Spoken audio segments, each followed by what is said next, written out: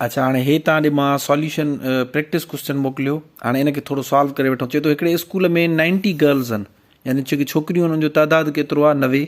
चए थो 75% बॉइज़ आहिनि। हाणे बॉइज़ जो तइदादु केतिरो आहे 200 300 400 उन ई ॿुधायल, परसेंटेज ॿुधायल आहे। चए थो 75% बॉइज़ आहिनि। सो असां जेकॾहिं हीअं ठाहियूं लकीर त इन मां असां चवंदासीं 75% बॉइज़ आहिनि, 75% छा आहिनि बॉइज़।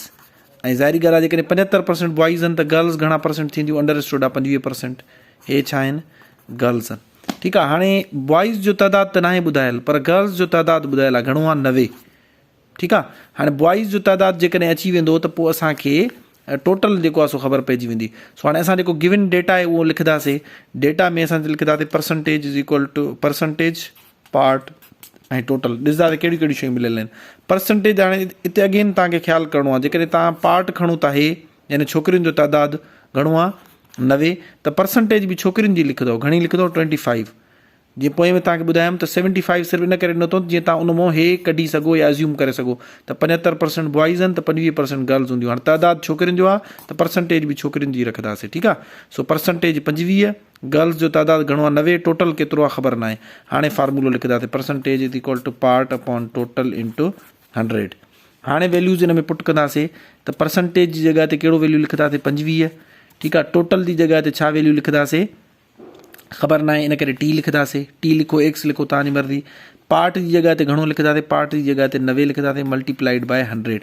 हाणे छो जो करे टी फाइंड करिणो आहे, पोइ में तव्हांखे ॿुधायमि त हे हेॾे वञी मल्टीप्लाई थींदो आहे। जॾहिं बि टोटल फाइंड करिणो हुजे न, टोटल हेॾे अची वेंदो टी, ऐं जेको परसेंटेज हूंदी आहे उहा हिते अची वेंदी आहे। इन्हनि जो सिर्फ़ु जॻह पाण में छा थी वेंदी आहे, रीअरेंज थी वेंदी आहे। ठीकु आहे। हाणे सिंप्लीफाई कंदासीं। 25 जो खोड़ो 100 ते 4 दफ़ा वेंदो आहे। 100 जे अंदरि 25 घणा दफ़ा ईंदो आहे, 4 दफ़ा। हिकु दफ़ो 25, ॿियों दफ़ो 25 50, टियों दफ़ो 75, चोथों दफ़ो 100। सो 25 जो खोड़ो हिन ते हिकु दफ़ो ऐं 100 ते घणा दफ़ा 4 दफ़ा। हाणे सिंपली असांजो बचो 90 ज़रबिया 4। हेठों हिकु आहे उहो लिखण जी ज़रूरत न आहे। हाणे हिन में अगेन 9 ऐं 4 पाण में मल्टीप्लाई थींदा, 0 जे ज़रब करण जी ज़रूरत न आहे। 4 9 36 ऐं 0 पोइ अची वेंदो 360। इन जो मतिलबु आहे टोटल जेके नंबर ऑफ स्टूडेंट्स आहिनि उहे घणा आहिनि 60 आहिनि। हाणे असां क्वेश्चन जी नीड ॾिसंदासीं त टोटल नंबर ऑफ बॉइज़ पुछियल आहे या टोटल नंबर ऑफ स्टूडेंट्स पुछियल आहे, इन में थोरो फ़र्क़ु अथव। चए थो in school there are 90 girls and 75% boys, find the number of boys.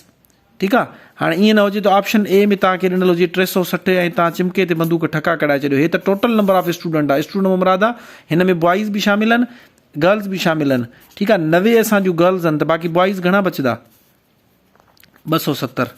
270 खे तव्हां हिन सां जोड़ कंदव त तव्हांजा 360